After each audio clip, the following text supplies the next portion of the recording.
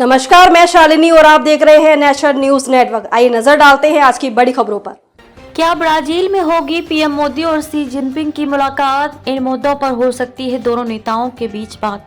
G20 देशों के सम्मेलन में भाग लेने के लिए चीन के राष्ट्रपति शी जिनपिंग रविवार को ब्राजील पहुंचे। चीनी राष्ट्रपति से पहले पीएम मोदी का ब्राजील में आगमन हो चुका है। उम्मीद जताई जा रही है कि G20 शिखर सम्मेलन के दौरान दोनों नेताओं के बीच मुलाकात हो सकती है। भारत के साथ संबंध बेहतर करने में जुटा चीन। सिन्हुआ समाचार की रिपोर्ट के अनुसार एक बयान में शी जिनपिंग ने कहा कि वह दोनों देशों के बीच संबंधों को और बढ़ाने पर ब्राजील के राष्ट्रपति के साथ विचारों के आदान प्रदान के लिए उत्सुक हैं। दोनों नेताओं के बीच अंतर्राष्ट्रीय और क्षेत्रीय मुद्दों पर चर्चा हो सकती है। रूस में ब्रिक्स सम्मेलन के दौरान दोनों नेताओं की बैठक हुई थी। जानकारी के मुताबिक बैठक में आर्थिक विकास, जलवायु संकट और अंतर्राष्ट्रीय व्यापार पर चर्चा की जाएगी। एशिया के दो शक्तिशाली देशों के राष्ट्राध्यक्ष की मुलाकात पर दुनिया की नजर रहेगी।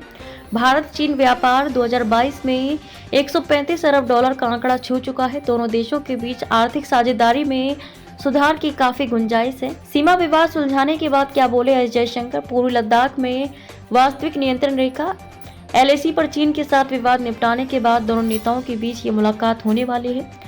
LAC को लेकर दोनों देशों के बीच सीमा विवाद को सुलझाने के बाद विदेश मंत्री एस जयशंकर ने हाल ही में कहा था कि अंतिम दौर की सैन्य वापसी के बाद भारत और चीन के बीच संबंधों में कुछ सुधार की उम्मीद करना उचित है, लेकिन ये कहने से संकोच किया कि महज इस कदम से दोनों पड़ोसी देशों के बीच रिश्ते अपने पुराने स्वरूप में लौट सकते हैं। विदेश मंत्री ने कार्यक्रम में कहा था कि मैंने सेनाओं के पीछे हटने, डिसएंगेजमेंट को बस उनके पीछे हटने के रूप में देखता हूँ, न उससे कुछ ज्यादा और न कुछ कम।